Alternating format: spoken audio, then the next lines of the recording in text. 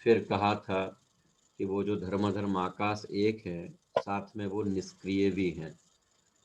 8वें सूत्र के अंतर्गत अपन ने बात की थी, असंख्यया प्रदेशा धर्मा धर्मैक जीवा नाम। अभी तक जो बात चल रही थी वो चल रही थी जीव के, और जीव पुद्गल धर्माकाश काल की संख्या के आधार पर, है ना, संख्या के आधार पर, अर्थात इनकी कितनी कितनी संख्या होती है, इस पर अपन लोगों ने बात की थी, है ना। और अब इस सूत्र से आरंभ हो रहा है क्या, असंख्यया प्रदेशा धर्मा धर्मैक जीवा नाम। अब प्रदेश की अपेक्षा से ये धर्म आकाश आदि जो हैं वो कितने कितने हैं, तो यहाँ बता रहे हैं कि असंख्यया प्रदेशा धर्मा धर्मैक जीवा नाम। असंख्यात प्रदेश होते हैं किस किस के, धर्म अधर्म और एक जीव के। धर्म अधर्म लिखा सूत्र है ना, धर्माधर्मैक जीवा नाम, धर्म अधर्म और एक धर्म जीव अधर्म और के एक जीव असंख्यात असंख्यात प्रदेश। प्रदेश होते हैं। अब इस सूत्र के अंतर्गत हमें ये याद रखना है कि यद्यपि हमारा जो जीव है वो, उसमें एक संकोच विस्तार नाम का गुण होता है ना। तो संकोच विस्तार नाम का गुण होने के कारण से यह जीव जिस शरीर में जाता है उस प्रमाण हो जाता है।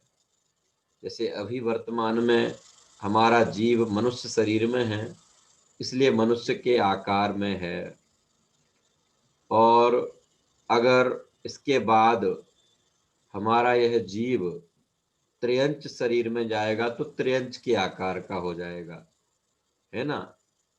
एक इंद्रिय में जाएगा तो एक इंद्रिय के आकार का हो जाएगा, दो इंद्रिय में जाएगा तो दो इंद्रिय के आकार का हो जाएगा, 500 धनुष की काया में जाएगा तो 500 धनुष का आकार हो जाएगा, 7 हाथ की काया में जाएगा तो 7 हाथ का इसका ये 7 हाथ में का संकुचित हो जाएगा, 500 धनुष में विस्तरित हो जाएगा।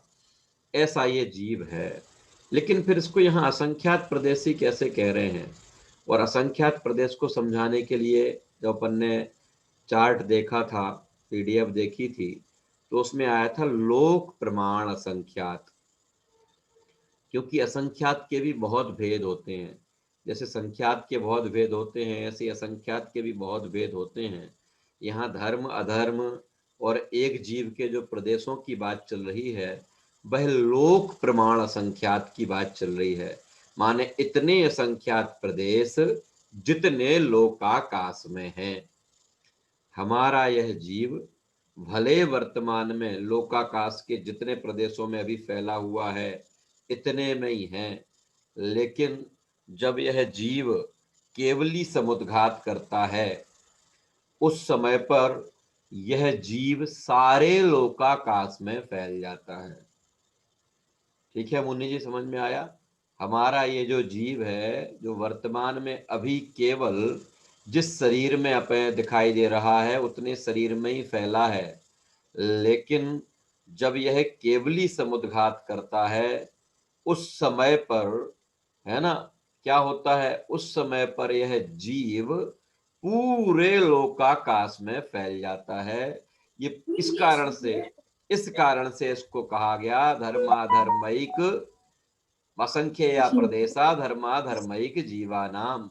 धर्म अधर्म और केवली एक जीव समुद्घात जो का है, मतलब क्या हुआ? केवली समुद्घात का मतलब होता है, केवली भगवान जो होते हैं, सुन लें सभी लोग, ये रजनी जी का प्रश्न है, बाकी सब लोग भी ये सुन लें।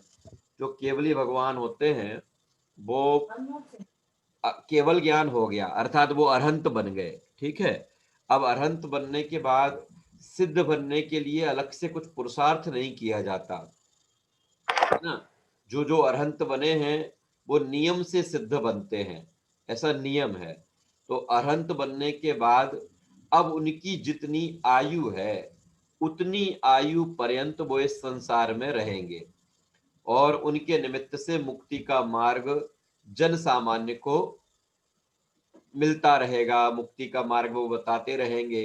अगर तीर्थंकर का जीव है तो समोसरण के माध्यम से, और अगर सामान्य केवली का जीव है तो गंधकुटी के माध्यम से उनके द्वारा मुक्ति का मार्ग हम संसारी प्राणियों को बताता जाता रहेगा। फिर आयु कर्म तो है, मान लीजिए 10 वर्ष का बच रहा है, या अब 1 घंटे का आयु कर्म बचा। रजनी जी ठीक है, कितना बचा? 1 घंटे का आयु कर्म बचा। वेदनी, नाम और गोत्र, इनकी स्थिति बहुत लंबी बची है ना, इनकी स्थिति तो बहुत लंबी है, और यहाँ आयु खत्म हो जाएगी, तो वो कर्म क्या करेंगे फिर? उन कर्मों की वो कर्म अगर ये जीव साथ में लेके कहां जाएगा? सिद्धसिला में साथ में लेके जाएगा क्या? कि नहीं जाएगा। तो आयु कर्म बची हो कम, और वेदनी, नाम और गोत्र की स्थिति हो बहुत अधिक, तो उन सब की स्थिति को आयु कर्म के बराबर करने के लिए उन केवली भगवान का एक समुद्घात होता है, जिसमें मूल शरीर को छोड़े बिना उनके आत्म प्रदेश जो हैं वो सारे लोकाकाश में फैल जाते हैं, और ऐसा करने से उनके अन्य जो शेष कर्म बचे हैं उन सब की स्थिति एक बराबर हो जाती है। तो जैसे ही आयु पूरी होती है, वेदनी, नाम और गोत्र भी पूरा हो जाता है, और उन्हें सिद्धत्व की प्राप्ति हो जाती है। तो वो कहलाता है केवली घात। समझ में आ गया? और शॉर्ट में बताएं तो आयु कर्म के बराबर अन्य कर्म की स्थिति करने के समय केवली भगवान के आत्मा के प्रदेश जो सारे लोकाकाश में फैलते हैं उसको कहते हैं क्या? केवली समुद्घात। क्या कहते हैं उसको? केवली समुद्घात। ठीक है, ये समुद्घात भी कई प्रकार का होता है, वेदना समुद्घात भी होता है ना, तो मरणांतिक समुद्घात भी होता है। तो यहाँ अपन बात कर रहे, अपन को क्यों, मैंने ये बात क्यों बताई कि अभी प्रदेशों की बात चल रही थी ना, असंख्य या प्रदेशा धर्मा धर्मैक जीवानाम, कि जीव तो हमें इतनी सी जगह पर दिखाई देता है, और आप तो कह रहे हो लोक प्रमाण संख्यात हो सकता है जीव। तो कि जीव में ये सामर्थ्य है, जीव में एक वो जो संकोच विस्तार की शक्ति है शशि जी, उससे क्या होता है? उससे क्या होता है कि जिस शरीर में जाता है उस रूप संकुचित हो जाता है। महामक्ष के शरीर में जाएगा तो योजनों विस्तार वाला, दो महामच्छ के शरीर में जाएगा तो महामच्छ के बराबर फैल जाएंगे इसके आत्मा के प्रदेश, है ना। स्वयंभू रमण समुद्र में जो महामच्छ, सुना नाम के नहीं?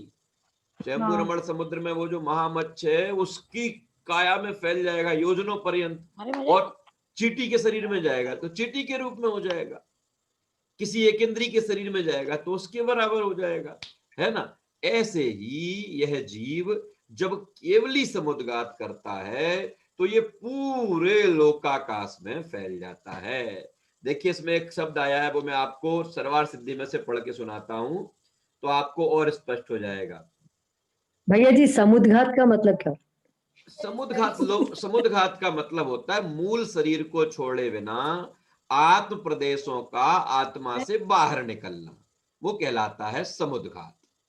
ठीक है, मूल शरीर को छोड़े बिना आत्म प्रदेशों का आत्मा से बाहर निकलना, उसका नाम कहलाता है समुद्घात। चलिए मैं जो बता रहा हूं वो सुन लीजिए एक बार।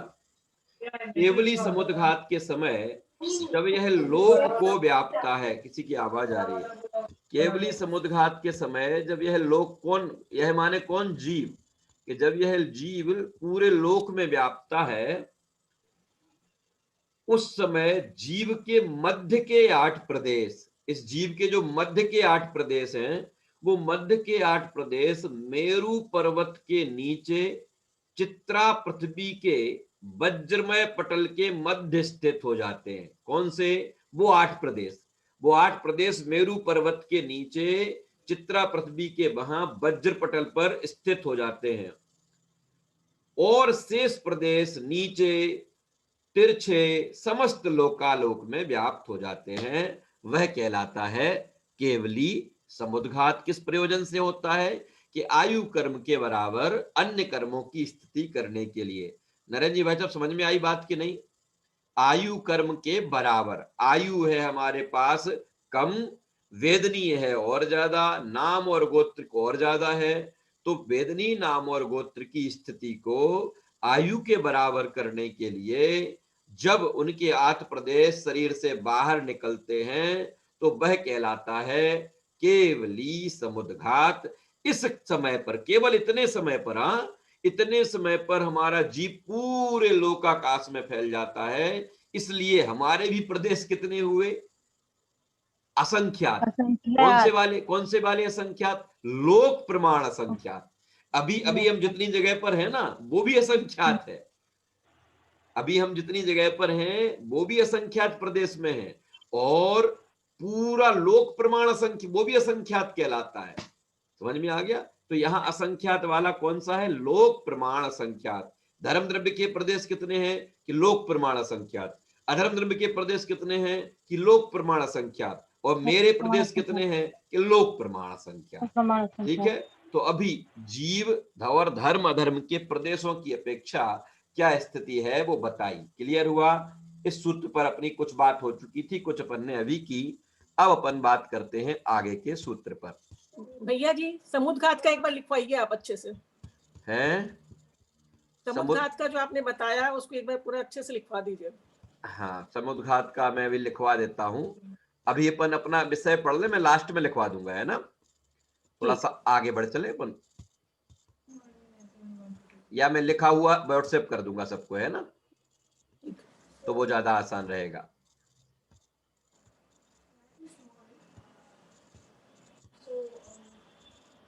देखिए, ये वाला सूत्र अपन ने पढ़ लिया, असंख्या प्रदेशा धर्मा धर्मैक जीवा नाम। यहाँ कौन सा असंख्या देखो आया था ना, यहाँ कौन सा असंख्यात ग्रहण करना मैंने बताया था उस दिन। अजगन्य उत्कृष्ट संख्यात। असंख्यात के तीन भेद हैं, एक जघन्य संख्यात, एक उत्कृष्ट संख्यात। और जघन्य और उत्कृष्ट के बीच का जो होगा वो ना जघन्य कहलाएगा ना उत्कृष्ट कहलाएगा, तो उसका नाम क्या हो जाएगा? अजगन्य अनुत्कृष्ट असंख्यात। ठीक है। आगे जीव धर्म अधर्म लोकाकाश, ये जो बता रहे हैं ये सभी लोक प्रमाण असंख्यात प्रदेशी हैं। कौन कौन? जीव, धर्म, अधर्म और लोकाकाश, है ना? ये जो है वो लोक प्रमाण असंख्यात प्रदेशी हैं। ये सभी प्रदेश अपेक्षा समान है। कौन कौन? जीव, धर्म, अधर्म और लोकाकाश। प्रदेशों की अपेक्षा से ये चारों द्रव्य कैसे हैं? एक समान है। आगे अब अगला सूत्र आता है जो आकाश द्रव्य के प्रदेशों को बता रहा है ना? अभी अपन ने कितने द्रव्यों के प्रदेश देख लिए? जीव, धर्म और अधर्म। अब इसमें बता रहे हैं आकाश के लिए। मैं सूत्र बोलता हूं, आप लोग मन में उसको रिपीट करना। आकाशस्यानन्तः, आकाशस्यानन्तः, आकाशस्यानन्तः, आकाशस्यानन्तः। बोले अमिता जी गुवाहाटी। आकाश, अच्छा सॉरी, हाँ बोलो शीतल जी, आप बोलो। मैं बोलूं? आकाशस्यानन्तः। हाँ, और बोलो, कौन? नीलम जी बोल रही है, बोलो। आकाशस्यानन्तः। आकाशस्यानन्तः। हाँ, और कौन बोलो? आकाशस्यानन्तः। आकाशस्यानन्तः। हाँ, एक बार मैं फिर से बोलता हूँ। आकाशस्यानन्तः, आकाशस्यानन्तः। ठीक है। नन्तः। जी जी। मेरा सूत्र तो दिख रहा है सभी को। आकाशस्यानन्तः क्या अर्थ हुआ इसका? अब देखो हाँ, अब म्यूट कर ले सब लोग अपने आप को। जी जी जी जी। हाँ देखिए, मैं बोलता हूँ अब इसका अर्थ देखिए क्या कह रहा है। आकाशस्य, आकाश के, अनंतः, अनंत है क्या? प्रदेश। के सूत्र में तो प्रदेश कहीं लिखा ही नहीं है, सूत्र में तो कहीं लिखा ही नहीं है। तो इसके पहले वाले सूत्र में आया था ना, पहले वाले सूत्र में असंख्या प्रदेशा धर्मा धर्मैक जीवानाम। तो ये प्रदेश शब्द जो है ये पिछले वाले सूत्र से यहाँ कैरी किया जाएगा। ठीक है। और क्या हो जाएगा? आकाशस्यानन्तः, अर्थात आकाश द्रव्य के अनंत प्रदेश होते हैं। कितने प्रदेश होते हैं आकाश के? अनंत। अनंत। अभी अभी जो आपने चार्ट दिखाया था उसमें तो आपने बताया था कि आकाश के भी असंख्यात असंख्यात। प्रदेश हैं, है ना। तो असंख्यात। वहां साथ में ये देखा था आपने कि आकाश नहीं लिखा था, लोक प्रमाण। वहां लोकाकाश लिखा था। लोकाकाश। क्या लिखा था? लोकाकाश। लोकाकाश। लोकाकाश। जीव, धर्म, अधर्म और धर्म, लोकाकाश। धर्म, ठीक लोका। है, जीव, धर्म, अधर्म और लोकाकाश जो है, इसके प्रदेश असंख्यात हैं। और अगर केवल आकाश की बात चले तो केवल आकाश के जो प्रदेश है वो कितने हैं? आकाश के प्रदेश तो अनंत हैं, जैसा कि सूत्र में लिखा हुआ है आकाशस्यानंतः, अर्थात आकाश द्रव्य के प्रदेश अनंत हैं। देखिए आगे और देखते हैं। अब इसके बाद जीव हो गया, धर्म हो गया, अधर्म हो गया, आकाश हो गया। अब नंबर किसका है? पुद्गल का। तो पुद्गल के प्रदेशों के लिए यहां पर बताते हैं संख्येया संख्येयाश्च पुद्गलानाम, संख्येया संख्येयाश्च पुद्गलानाम, संख्येया संख्येयाश्च पुद्गलानाम। ठीक है, फिर से बोलता हूं एक बार, संख्येया संख्येयाश्च पुद्गलानाम। बोले सभी लोग, मन में बोले, मन में, फिर मैं एक एक करके किसी और से पढ़वाता हूं। संख्येया संख्येयाश्च पुद्गलानाम। संख्येया संख्येयाश्च पुद्गलानाम। हाँ ठीक है, शशि जी पढ़िए। संख्येया संख्येयाश्च पुद्गलानाम। संख्येया संख्येयाश्च पुद्गलानाम। संख्येया संख्येयाश्च पुद्गलानाम। अब देखो मैं इसका सूत्र का संधि विच्छेद करता हूं। संख्येय, असंख्येय, ठीक है, संख्येय, असंख्येयः च, संख्येय, असंख्येयः च पुद्गलानाम। अब देखो या के बाद में असंख्येया का जो या है ना, उसके बाद में फिर से विसर्ग था और बाद में चा था, तो विसर्ग के स्थान पर यहां शक्कर वाला सा हो गया। क्यों? क्योंकि बाद में चा था। चा छा जा झा या में से कुछ भी हो तो शक्कर वाला सा होता है, और अगर तथा दाधा में से कुछ होता तो वहां सड़क वाला सा होता। ये मैं कई बार इसलिए बताता हूं कि आपको ख्याल में रहे, बार बार याद दिला देता हूं। संख्येय, असंख्येयः च। अब देखिए यहां जो च आया है इसमें दो तो संख्याएं इन्होंने दे दी रमेश जी भाई साहब। कौन कौन सी? संख्येय माने संख्यात, असंख्येय माने असंख्यात, और च से इसके पहले वाले सूत्र की आवृत्ति लेनी है, अनंत वाली। ठीक है, तो अभी आया था ना, अपन ने पढ़ा था ना, कौन सा पढ़ा था अपन ने? आकाशस्यानन्तः। तो जो आकाश के जो अनंत प्रदेश बताए थे, यहां उन्होंने च शब्द के चा वर्ण से चा कह के उस अनंत की भी आवृत्ति कर ली। अर्थात क्या हुआ कि पुद्गलानाम, पुद्गलों के क्या होते हैं? संख्यात प्रदेश भी होते हैं, असंख्यात भी होते हैं और अनंत भी होते हैं। ठीक है, फिर से आप पुद्गल द्रव्य के कितने प्रदेश? संख्येय, असंख्येय, च, अर्थात संख्यात, असंख्यात और चा में पूर्व सूत्र की क्या होगी? आवृत्ति होगी। तो पूर्व सूत्र में जहां आकाश के अनंत प्रदेश बताए थे, तो यहां अनंत उस चा से उसकी आवृत्ति हो जाएगी, और अर्थ क्या हो जाएगा कि पुद्गलों के संख्यात प्रदेश भी होते हैं, असंख्यात प्रदेश भी होते हैं और अनंत प्रदेश भी होते हैं। पुद्गल तीनों प्रकार का होता है। अब पुद्गल के होते हैं दो रूप, एक तो कहलाता है अणु और एक कहलाता है स्कंध। क्या कहलाता है? एक कहलाता है अणु और एक कहलाता है स्कंध। तो अगले अभी ऊपर जो बात चली ना, वो पुद्गल कहा ना, तो वो पुद्गल के स्कंध की बात है। पुद्गल का जो स्कंध है वो संख्यात प्रदेशों को भी घेरता है, असंख्यात को भी घेरता है और अनंत प्रदेशों को भी घेरता है। फिर अगले सूत्र में तुरंत क्या कह दिया कि जब हम ये वाली बात कहेंगे तो तुम तो ये कहने लग जाओगे कि अणु भी घेरता होगा संख्यात प्रदेशों को, अणु भी असंख्यात प्रदेशों को भी घेरता होगा, अणु भी अनंत प्रदेशों को मोड़ता हो। तो आगे सूत्र में क्या कह दिया, नाड़ो, ना लिखा ना, नाड़ो, नाड़ो का मतलब क्या हुआ, ना अड़ो, ना अड़ो, अर्थात क्या हुआ, अणु अर्थात अणु के, ना अर्थात नहीं, प्रदेश अर्थात प्रदेश, अणु के प्रदेश नहीं होते।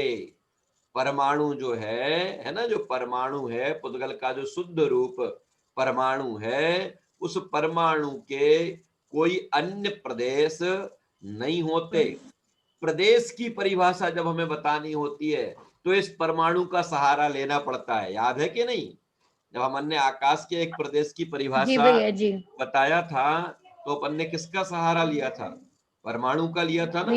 हाँ, परमाणु का कि पुद्गल का परमाणु आकाश कितना के क्षेत्र घेरता है, जितने क्षेत्र को घेरता है, घेरता है, आकाश वह का प्रदेश उतना क्षेत्र एक प्रदेश कहलाता है। ठीक है, अब यहाँ सूत्र में कह रहे हैं ना अड़ोहो, इसके पहले कह दिया कि पुद्गल जो है वह संख्यात प्रदेशी भी है, असंख्यात प्रदेशी भी है और अनंत प्रदेशी भी है।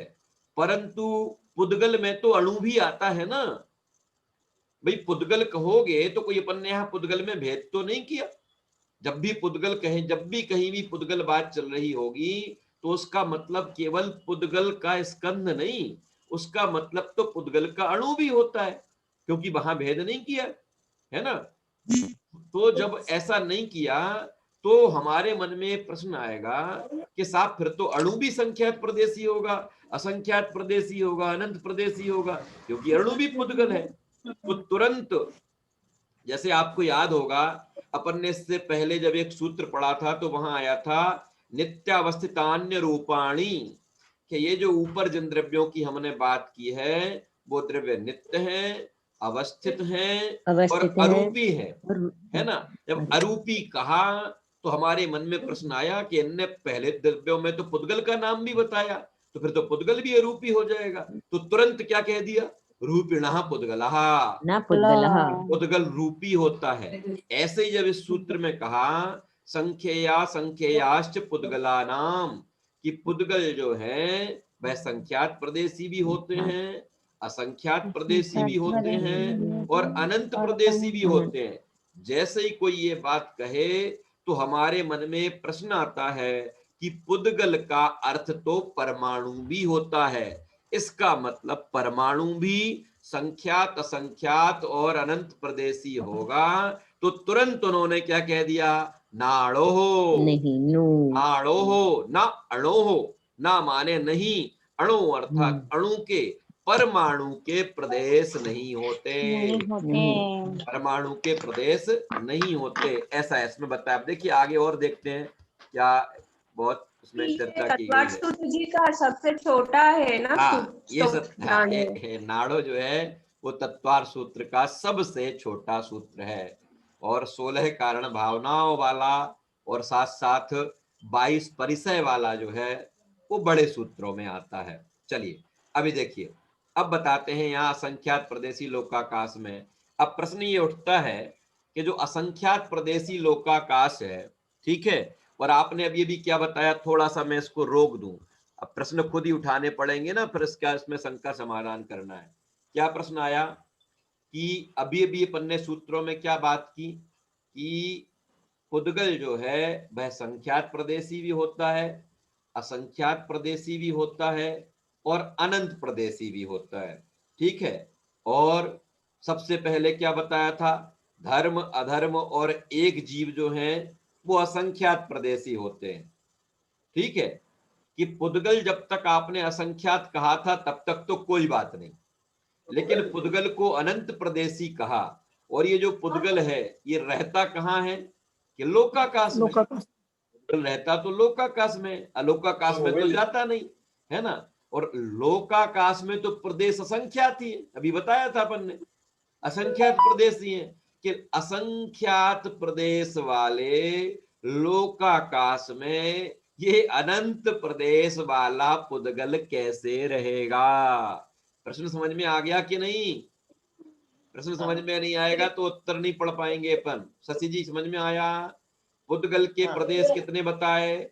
संख्यात, असंख्यात और चा से अनंत। अर्थात पुद्गल संख्यात प्रदेशी भी है, असंख्यात प्रदेशी भी है और अनंत प्रदेशी भी है। और ये जो छयों के छयों द्रव्यों की सत्ता है ना, इन इन जीव, पुद्गल, धर्म, अधर्म और काल की सत्ता जो है वो आकाश के कितने भाग में है? कि लोकाकाश में है। और लोकाकाश के प्रदेश अभी हमने थोड़ी देर पहले देखे थे। लोकाकाश में तो असंख्यात प्रदेश ही है कि जब वो असंख्यात प्रदेश वाला लोकाकाश है, उस असंख्यात प्रदेश वाले लोकाकाश में वो अनंत प्रदेश वाला पुद्गल कैसे बनेगा? ये है प्रश्न। क्लियर हुआ प्रश्न? तो फिर समाधान पे चलें। यहाँ साहब आप तो करते जाओ, हमारी समझ में जितना आएगा ठीक है, नहीं आएगा कोई बात नहीं है? नहीं आ रहा है भैया जी, आ रहा है। आ रहा है तो बहुत अच्छी बात है, आप लोग होशियार होते जा रहे हो। देखो अगला है, भैया देखो जी एक प्रश्न था, भैया जी एक प्रश्न था। प्रश्न अभी बाद में, अभी पहले अपन इसको रख लीजिए, आप संभाल के प्रश्न अपना, अपन हम बात करेंगे। देखिए, असंख्यात प्रदेशी लोकाकाश में अनंत प्रदेशी पुद्गल स्कंद कैसे रह सकता है, ये प्रश्न था। तो अब यहाँ जवाब देते हैं।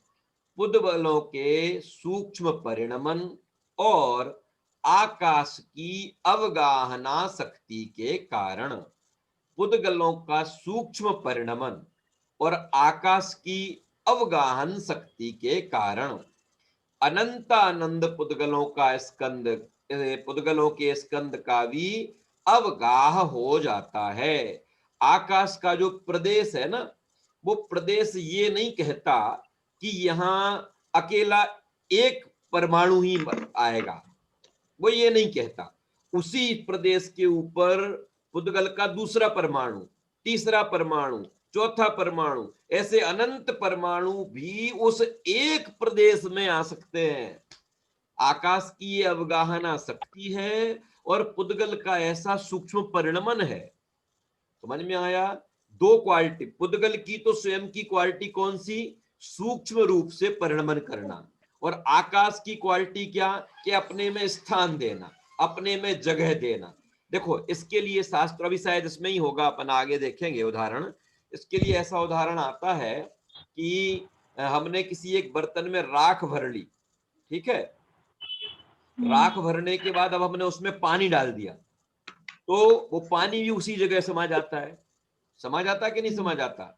और फिर इसके बाद अगर हम उसमें क्या करें, सुइयां डालते जाएं, सुई, तो वो सुई भी उसमें समा जाती है कि नहीं?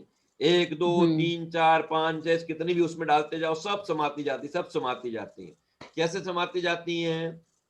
कि वो उस वहां आकाश द्रव्य है, तो आकाश द्रव्य की अवगाहन की सामर्थ्य है, और पुद्गल द्रव्य का ऐसा वो सूक्ष्म परिणमन है। इन दोनों के कारण संख्यात असंख्यात प्रदेश वाले आकाश में, लोकाकाश में भी अनंत प्रदेश वाला स्कंद बन सकता है। इसमें कोई तकलीफ नहीं है, ऐसा यहां कहा। ठीक है, पुद्गलों के सूक्ष्म परिणमन एक कारण, और आकाश की अवगाहन शक्ति। जैसे सिद्धों में एक अवगाहनत्व वाला गुण आता है ना, सिद्धों में एक अवगाहनत्व वाला गुण, तो उस अवगाहनत्व वाले गुण से क्या होता है कि एक सिद्ध में अनेक सिद्ध समा जाते हैं, है ना? एक सिद्ध में अनेक सिद्ध समा जाते हैं। तो सिद्धों में तो जी एक में अनंत और अनंत में एक, ऐसा ना? एक में अनंत समा जाते हैं, है ना? तो वो बात वही है, एक में अनंत भी है, उसी अनंत वाले स्थान पे एक सिद्ध भी है ना? तो अभी ये वाला पॉइंट ख्याल में आया कि ये सिद्धों का तो अवगाहनत्व वाला गुण प्रकट हुआ है, और आकाश में ये अवगाहनत्व शक्ति अनादि अनंत है। आकाश में तो अवगाहनत्व शक्ति अनादि अनंत है, और पुद्गल का परिणमन इतना सूक्ष्म है कि वो सूक्ष्मता के कारण और आकाश की अवगाहन शक्ति के कारण एक ही प्रदेश में, आकाश के एक प्रदेश में, जहां एक परमाणु है ना, एक परमाणु, उसी में दूसरा परमाणु, उसी में तीसरा परमाणु, उसी में चौथा परमाणु, ऐसे उस परमाणु का ऐसा सूक्ष्म परिणमन है और आकाश की वो अवगाहन शक्ति है, इसलिए वो वहां पर समा जाते हैं। इसलिए इसमें कोई तकलीफ की बात नहीं है। जैसे जैसे एक प्रकाश होता है ना बल्ब का, ट्यूबलाइट वगैरह का, है ना, अपन छोटे से कमरे में लगाओ तो क्या होगा, ये छोटे कमरे में फैल जाएगा, और बड़े कमरे में लगाओ तो बड़े में फैल जाएगा। देखो अब देखो इसमें और आगे आता है क्या है, देखें और पॉइंट्स। परमाणु के प्रदेश क्यों नहीं होते हैं, प्रश्न किया किसी ने, तो उसका जवाब दिया, परमाणु से छोटी कोई वस्तु ही नहीं होती। ठीक है, परमाणु कहते ही उसी को है कि जिसके बाद उसका कोई दूसरा पार्ट ना हो, उसको कहते हैं परमाणु। पुद्गल का वह छोटे से छोटा अंश जिसका कोई दूसरा अंश नहीं किया जा सके, वह कहलाता है परमाणु। ठीक है, जिससे परमाणु के प्रदेशों का भेद किया जावे। अगर उसका छोटे एक आध और पार्ट होता तो परमाणु उस प्रदेश में चला जाता, है ना, इसलिए उसका कोई दूसरा पार्ट ही नहीं होता। अतः परमाणु जो है वो पुद्गल की सबसे छोटी इकाई। अतः स्वयं में आदि, परमाणु कैसा है, स्वयं में आदि और अंत, स्वयं में ही अंत। उसका माने परमाणु का दुनिया कितनी है उतनी ही है, स्वयं से शुरू और स्वयं पे ही खत्म, इतना है परमाणु।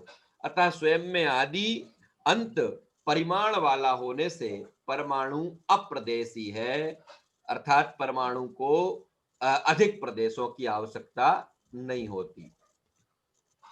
ठीक है, इस तरीके से भी अपन लोगों ने 11वें सूत्र तक का विषय पढ़ा। ठीक है, 11वें सूत्र तक का विषय क्लियर हुआ सभी को।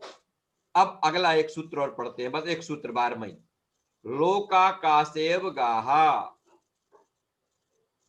अब यहाँ काम आ रहा है ना, द्रव्यों का कार्य, कौन द्रव्य क्या कार्य करता है। लोकाकाशेव गाहा, लोकाकाशेव गाहा, लोकाकाशेव गाहा।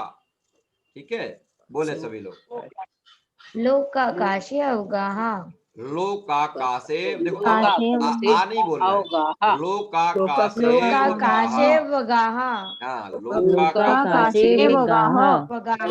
हाँ, बस बस बस। अब जब इसका विच्छेद करेंगे, संधि विच्छेद करेंगे तो हो जाएगा लोकाकाशे अवगाहा, लोकाकाशे अवगाहा। ठीक है, क्या अर्थ हुआ, लोकाकाश में अवगाह किनका, इन धर्मादिक द्रव्यों का, जिनके आगे नाम बताए हैं, कौन कौन से, धर्म, अधर्म, जीव, है ना, पुद्गल, इन सब का जो स्थान है वो कहां पर है, लोकाकाशे, लोकाकाश में। अब ये जो आकाश द्रव्य को, आकाश केवल आकाश द्रव्य होना चाहिए था, लेकिन आकाश के आगे जो लोक शब्द लगा दिया है ना, लोक आकाशे, लोक आकाशे, अर्थात इसके लिए क्या कारण है कि सीधी बात यह है कि जहां जहां ये जीवादि द्रव्य देखे जाते हैं, ये लोक जो है ना, संस्कृत की देखने अर्थ में होती धातु, वर्ब कहलाती है, संस्कृत की वर्ब है लोक। लोक कोई नाम नहीं है, समझ में आ गया, लोक तो संस्कृत की एक वर्ब है। तो क्या अर्थ कैसे बना फिर ये कि जो जीवादि द्रव्य हैं, ये जीवादि द्रव्य जहां जहां लोक अर्थात देखे जाते हैं, जहां जहां ये जीवादि द्रव्य देखने में आते हैं, आकाश के उतने पार्ट को लोकाकाश कहते हैं। अर्थात जीव, पुद्गल, धर्म, अधर्म और काल और स्वयं आकाश तो है ही है कि ये जो सारे के सारे द्रव्य हैं, ये सारे के सारे द्रव्य कहाँ स्थान पाते हैं, इन्हें कौन जगह देता है, बता दिया, लोकाकाश से। सब लोकाकाश में देखने में आते हैं। सर एक एंगल तो ये हुआ कि ये सब द्रव्य लोकाकाश में देखने में आते हैं। और दूसरे एंगल से अगर अपन बात करें तो लोकाकाश इन सभी द्रव्यों को रहने के लिए स्थान देता है। ठीक है, लोकाकाश सभी द्रव्यों को रहने के लिए स्थान देता है, ये इसके दूसरी तरफ से अर्थ हो जाएगा।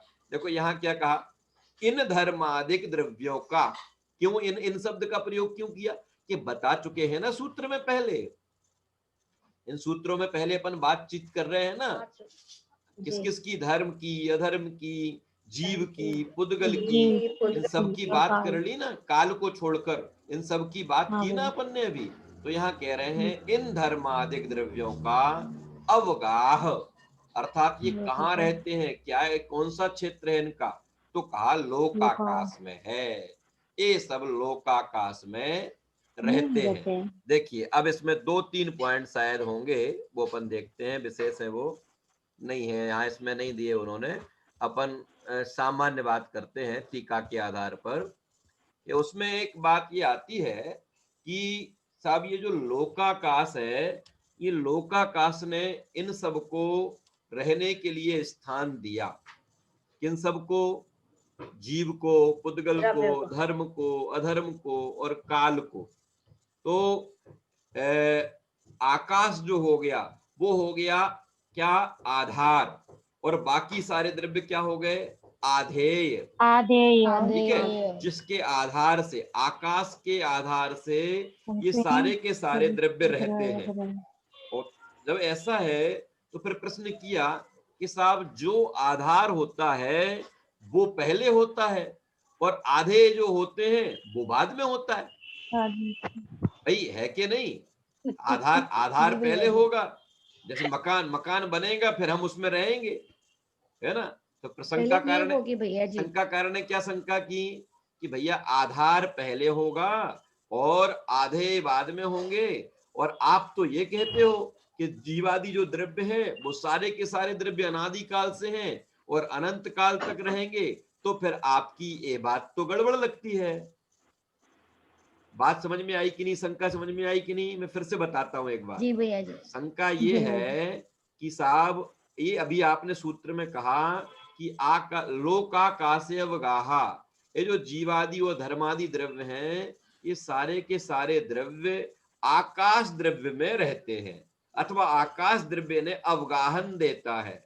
आकाश द्रव्य अगर अवगाहन देता है तो आकाश द्रव्य हो गया आधेय, सॉरी आकाश द्रव्य हो गया आधार, और बाकी सारे के सारे द्रव्य हो गए आधे। तो ये आधार और वो आधे, और आधार और आधे तो तभी बनता है जब आधार पहले हो और आधे बाद में हो। तो इस आधार पर तो आकाश पहले होना चाहिए, जीव पुद्गल धर्म धर्म आदि बाद में होना चाहिए। जबकि आप तो ये कहते हो कि ये जो सारे के सारे द्रव्य हैं ये सारे द्रव्य अनादि काल से हैं और अनंत काल तक रहेंगे, तो आपकी ये बात सिद्ध नहीं होती। और इसके साथ साथ हमारा एक दूसरा प्रश्न भी है कि आकाश जब इनको आधार देता है तो फिर आकाश को कौन आधार देता है, आकाश को कौन आधार देता है। तो फिर वहां जवाब दिया गया कि भैया ऐसी बहुत सारी चीजें हैं, तो ऐसी बहुत सारी चीजें हैं जो आधार आधे तो हैं लेकिन उनमें पहले और बाद का कोई क्या विभाग नहीं है। जैसे हमारा ये हाथ और हमारा ये शरीर तो है आधे आधार, और हाथ क्या है आधे। बोलो अब मुझे ये बताओ, पहले शरीर की पहले हाथ, साथ आंसर नहीं है भैया दोनों साथ में। हाँ, माने वो शंकाकार की जो शंका थी ना, शंकाकार की शंका का जवाब ये दिया कि ऐसी बहुत सारी चीजें हैं जो आगे पीछे नहीं हुई फिर भी उनमें आधार आधे संबंध बन जाता है। ऐसे ही आकाश द्रव्य के साथ साथ अन्य द्रव्य जो अनादि काल से हैं अनंत काल तक रहेंगे, इसमें आधार आधे होने में कोई दिक्कत नहीं है। आकाश ने सबको रहने के लिए स्थान दिया, इसलिए जरूरी नहीं है कि आकाश पहले होवे और वो द्रव्य बाद में होवे। वो एक साथ अनादि से हैं और आधार आधे संबंध उनमें है। वृक्ष होता है, वृक्ष है ना, वृक्ष और टहनियां, ठीक है, तो वृक्ष उसका आधे होता है, आधार होता है, टहनियां उसके आधे होते हैं, साथ चलते हैं, साथ चलते हैं कि नहीं, आगे पीछे का कोई काम नहीं है।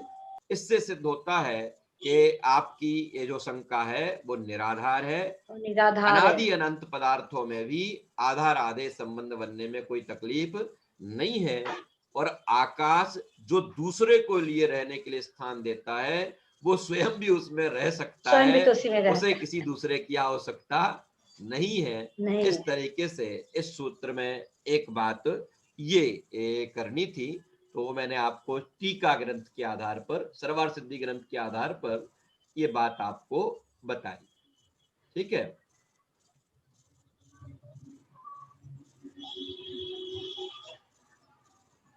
चलिए अब जो दो आप लोगों के प्रश्न थे 5-7 मिनट में प्रश्न पूछ लीजिए। किस किस का, एक तो कौन पूछ रहा था प्रश्न, मैंने कह दिया था बाद में पूछना।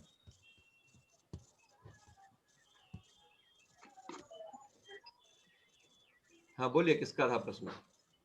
भैया जी मेरा था। हाँ बोलिए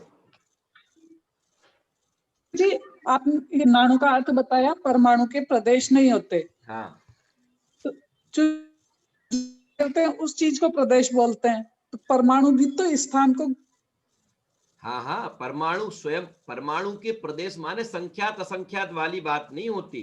परमाणु तो स्थान उतना स्थान तो घेरता ही है ना, उतना स्थान तो वो घेरता ही है। चलिए और भैया जी। हाँ बोले भैया जी। हाँ बोलिए। तो आप गंधकुटी और केवली का संबंध बता रहे थे, वो समझ में नहीं आता। गंधकुटी ये था कि जब किसी जीव को केवल ज्ञान प्राप्त हो जाता है ना, और केवल ज्ञान प्राप्त होने के बाद सिद्ध बनने में जितनी उनकी आयु रहती है उतना समय लगता है ना। और अब उनकी आयु है केवल ज्ञान, केवली तो हो गए और अभी आयु और ज्यादा बाकी है। तो जब तक आयु रहती है तब तक सामान्य केवलियों के द्वारा भी मुक्ति का मार्ग बताया जाता है। तो जो उनके द्वारा मुक्ति का मार्ग बताया जाता है, तो उनके उस बैठने के स्थान को, उसको गंधकुटीर कहते हैं। और जो तीर्थंकर केवली होते हैं, उन तीर्थंकर केवली के समुद्घात, नहीं के तीर्थंकर केवली के उपदेश देने का जो स्थान है वो समोसरण, ये अर्थ है। तीर्थंकर केवली भी मुक्ति का मार्ग बताते हैं, और उनका पुण्य का वैभव इतना होता है कि केवल ज्ञान होने के बाद वो समोसरण में विराजमान होकर मुक्ति का मार्ग बताते हैं। और सामान्य केवली का वैभव समोसरण जितना नहीं होता, लेकिन मुक्ति का मार्ग तो उनके द्वारा भी जन सामान्य को मिलता है। तो वो जहां से मुक्ति का मार्ग बताते हैं उस आसन को या अथवा उसको गंधकुटी कहने में आता है। रजनी जी समुद्घात के लिए पूछ रही थी, तो समुद्घात का देखिए आप नोट कर लेना अपने आप। मैं बताता हूं कि मूल शरीर को छोड़े बिना आत्म प्रदेशों का, है ना, आत्म प्रदेशों का संपूर्ण लोकाकाश में फैल जाना, उसका नाम है केवली समुद्घात। ठीक है, उसका नाम है केवली समुद्घात। आप मूल शरीर को छोड़े बिना आत्म प्रदेशों का शरीर से निकलना, उसको समुद्घात कहते हैं। ठीक है, चलिए और किसी का कोई प्रश्न? भैया जी ये समुद्घात सिर्फ केवलियों का होता है, ऐसे नहीं, ऐसे सुना हुआ ना कि नहीं, जब केवलियों के भी होता है, किसी किसी का मरणांतिक समुद्घात भी होता है। या ठीक है, वो तो ये सबके ये जो मरणांतिक समुद्घात सबका नहीं होता। नहीं, जो आवाज रिपीट कैसे हो रही है? आत्म प्रदेश है वो पूरे लोक में ही फैलते हैं। आवाज रिपीट हो रही है भैया जी। हाँ भैया जी हो रही है, रिपीट हो रही है भैया जी। रिपीट हो रही है। हाँ हाँ वही मैं कह रहा हूँ, रिपीट हो रही है। हाँ बोलिए, क्यों, क्या कौन कह रहा था प्रश्न, किसका था प्रश्न? मैं बोल हाँ, रही मैं थी यही भैया पूछ जी, रही थी भैया जी हाँ कि ये जो आपने बताया ना केवली का समुद्घात, तो ये सुना हुआ ऐसे कोई कोई मनुष्य का भी होता है ना, जैसे हाँ हाँ, वो मरणांतिक किस समुद्घात कहलाता है ना, वो मरणांतिक समुद्घात कहलाता है। वो सभी का नहीं होता है, वो किसी किसी जीव का होता है। वो मान लीजिए हम यहाँ हैं मनुष्य गति में, अब हमें जहाँ जन्म लेना है ना, अपने इस शरीर को छोड़े बिना हमारे आत्मा के प्रदेश उस शरीर को छू के आते हैं, वो कहलाता है मरणांतिक समुद्घात। हाँ ठीक है, वो मरने से सब पहले। जीवों का नहीं होता, किसी किसी नहीं का होता। होता है। और भैया जी वो एक वेदना समुद्घात भी होता है। शरीर पर बहुत तेज वेदना होने पर आत्मा वेदना के होती प्रदेश है। जब फैलते हैं तो वेदना समुद्घात भी कहलाता है। वो मुनिराज के शरीर से जो पुरुषाकार पुतला निकलता, वो आहारक वो शरीर होता है। वो आहार 7 प्रकार का होता है भैया, 7 प्रकार का हाँ समुद्र। हाँ हाँ, हाँ 7 प्रकार के समुद्र घाट होते हैं। हाँ भैया जी आपने ना एक बार बताया था कि जीव में एक गति करने की शक्ति होती है, पर धर्म द्रव्य तो निमित्त मात्र है। ऐसे ही अवगाहन और आकाश में कैसे संबंध जाहिर होगा? तो गति में क्या अवगाह करने की शक्ति? किसमें? गति में? आकाश द्रव्य में? नहीं सॉरी, जीव में। जीव में स्वयं में अवगाहनत्व। देखो क्या बात हो रही है, आवाज बहुत रिपीट हो रही है। रिपीट हो रही है अभी। आकाश द्रव्य में अवगाहनत्व शक्ति होती है, और अन्य द्रव्यों में जो है वो, देखो अन्य द्रव्यों के लिए ऐसा आता है कि वो आकाश के आधार से तो है ही, लेकिन सच्ची बात यह है प्रत्येक द्रव्य का आधार स्वयं का द्रव्य भी है। निश्चय से तो मैं अपने आधार से ही रहता हूं, निश्चय से तो पुद्गल अपने आधार से ही रहता है ना, किसी दूसरे के आधार की आवश्यकता नहीं है निश्चय से। परंतु बाह्य में मेरा द्रव्य जब कहीं रहता है तो वो आकाश के प्रदेशों पर रहता है, इसलिए आकाश को अवगाहन देने वाला कहने में आता है, कहा जाता है ना। मूल में तो प्रत्येक द्रव्य, अकेला जीव नहीं, जीव भी अपने आधार से है, पुद्गल भी अपने आधार से है, धर्म भी अपने आधार से है, उन्हें किसी अन्य के आधार की आवश्यकता नहीं है। प्रत्येक द्रव्य स्वयं के आधार से है, लेकिन बाहर में उसे में जो स्थान है, रहने का जो स्थान है, वो आकाश द्रव्य देता है। इसलिए वो कहने में आता है कि आकाश द्रव्य सभी द्रव्यों को अवगाहन देता है। ठीक भैया जी आपने एक ये कहा कि जीव है उसमें संकुचित और विस्तार की गुण होता है। ठीक है, तो जो पर उसका वास्तविक जो है वो कितना होता है, जिससे हाँ यही तो मैं वास्तविक जो स्वरूप होता है ना उसका, यही तो नहीं वो फैल तो गया और गया, पर वास्तविक जीव का तो यह है शरीर प्रमाण होता है। जैसे हाथी का हाथी, जिस शरीर में यह जीव जिस शरीर में जाएगा उस प्रमाण हो जाएगा, और जब शरीर से रहित होगा तो किंचित न्यून पुरुषाकार होगा, क्योंकि पुरुष के आकार से ही मुक्ति होती है। तो शरीर से रहित जब यह जीव होगा तो किंचित न्यून पुरुषाकार होगा। और बड़ा अधिकतम कितना है कि बड़ा अधिकतम लोकाकाश प्रमाण है, बड़ा पूरे लोकाकाश में हो सकता है। और कम से कम अवगाहना कितनी है कि कम से कम तो वो जिस शरीर में जाएगा, निगोदिया के शरीर में भी जाएगा ना, तो उतनी अवगाहना है। ऐसा है, तो शरीर प्रमाण कहने में आता है, जीव को शरीर प्रमाण कहने में आता है संसार अवस्था में। ठीक है, संसार अवस्था में जीव कितना बड़ा कि शरीर प्रमाण, और मुक्त अवस्था में कितना कि किंचित न्यून पुरुषाकार, मुक्त अवस्था में किंचित न्यून पुरुषाकार। ठीक है, ठीक है, चलिए भैया जी। हाँ भैया जी एक बार मरणांतिक समुद्घात और लिखना था। मरणांत, देखो माने मृत्यु से पूर्व जब यह जीव जहां ऐसे जन्म लेना है वहां के शरीर को छूकर आता है, उसको कहते हैं मरणांतिक समुद्घात। ठीक है, समुद्घात शब्द से समझ जाओ, मूल शरीर को छोड़े बिना आत्मा के प्रदेशों का फैलना, उसका नाम समुद्घात है। अगर ये सामान्य मरण से पूर्व किसी जीव का होता है तो वो मरणांतिक कहलाता है। केवली का आयु कर्म के बराबर अन्य कर्मों की स्थिति करने के लिए होता है तो वो केवली समुद्घात कहलाता है। वेदना के कारण से आत्मा के प्रदेश जब फैलते हैं तो वो वेदना समुद्घात कहलाता है। ठीक है, ऐसा इस तरीके से। चलिए शेष चर्चा करेंगे अपन लोग कल। एक साथ बोलिए जय जिनेन्द्र। जय जय जय जिनेन्द्र सभी को।